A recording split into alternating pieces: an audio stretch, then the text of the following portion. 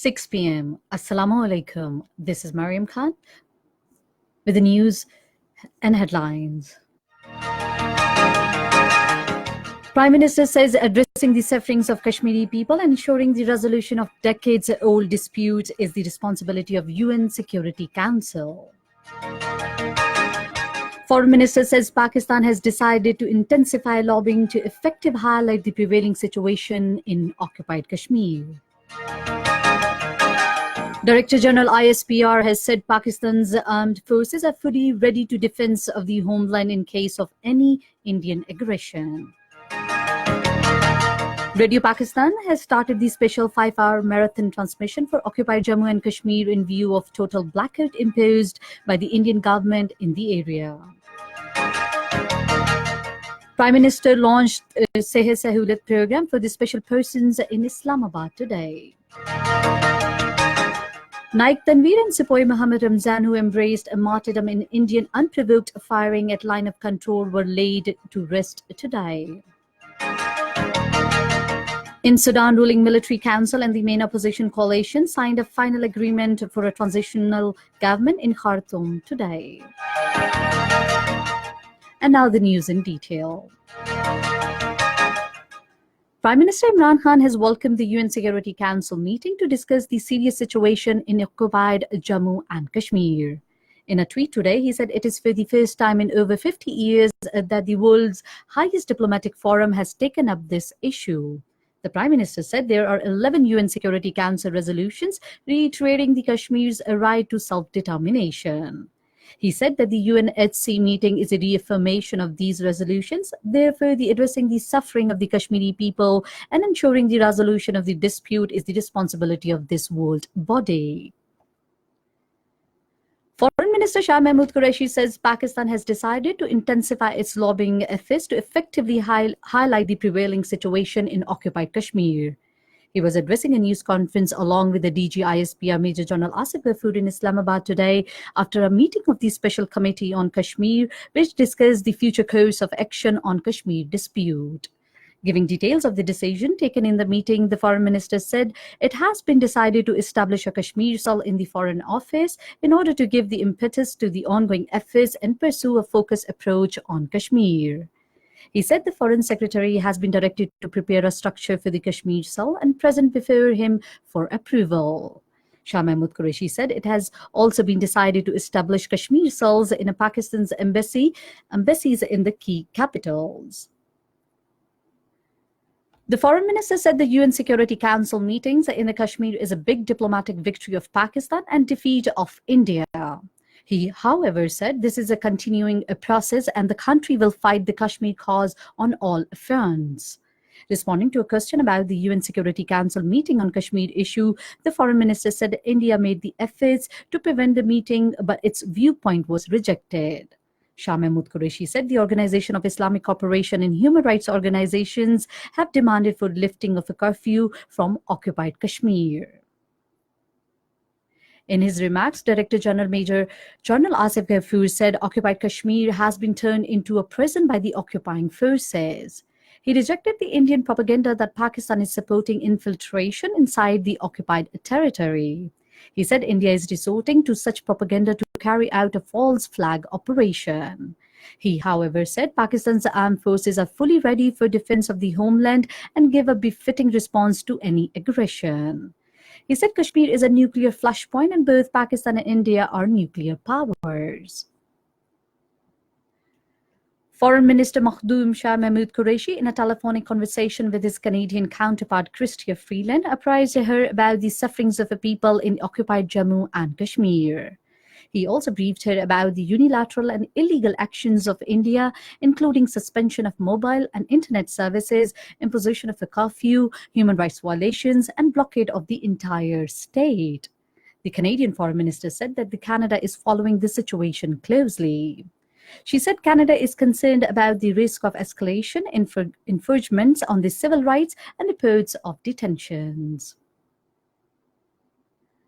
Special Assistant to Prime Minister on Information and Broadcasting, Dr. Firdaus Ashikawan, has said that the statement of Indian Defence Minister Rajnath Singh is reflective of the extremist thinking of RSS that they could endanger the peace of the world to achieve their nefarious designs.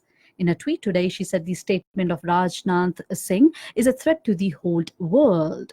Dr. Firdaus Ashikawan said the UN Security Council meeting on Kashmir issue has proved that the Kashmir is disputed territory at global level.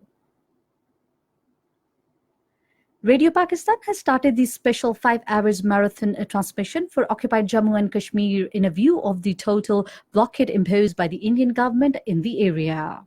The steps has been taken under the direction of the Ms. Shahira Shahid, Director General Pakistan Broadcasting Corporation. The transmission with the name of Sadai Kashmir is being carried out jointly by the News and Current Affairs and Program Wings. It is being run in Urdu, English, Kashmiri, Pahari and Gojra languages, while special Kashmiri Bulletin has also been included in it. Besides news, transmission also includes talk shows, radio reports, analysis, documentaries, promos, and national songs. In occupied Kashmir, the authorities continue to impose the strict curfew and other restrictions across the valley on the 13th consecutive day today to prevent the people from holding demonstrations against India's moves of ending special status of Jammu and Kashmir. Hundreds of people defying the curfew took to the streets in the Srinagar after Jummah prayers yesterday to express their resentments against the New Delhi's move of repealing Article 370 of Indian Constitution that granted special status to the territory. They raised the high-pitched anti-India slogan and pro-freedom slogans. Placards with the Thank You Pakistan slogans were displayed. This is Radio Pakistan giving you the news. Prime Minister Imran Khan has said his vision is to turn Pakistan into a society based on justice, rule of law, and compassion that were hallmarks of the state of Medina. Addressing a ceremony in connection with the launching of Sehat Sahulat program for special persons in Islamabad today, he said, "We are trying to revive the vision under which Pakistan was created." That vision was to make Pakistan an Islamic welfare state on the principle of State of Medina. Imran Khan said Sehat Sahulat and Asas programs are part of the vision to help vulnerable and weaker segments of society.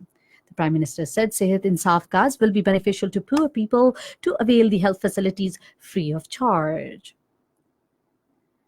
President Dr. Arif Alvi says the government is taking steps to promote art and culture in the country. He was addressing the inaugural ceremony of the painting exhibition by the eminent artist Jimmy Engineer at Evan-e-Sadr in Islamabad today.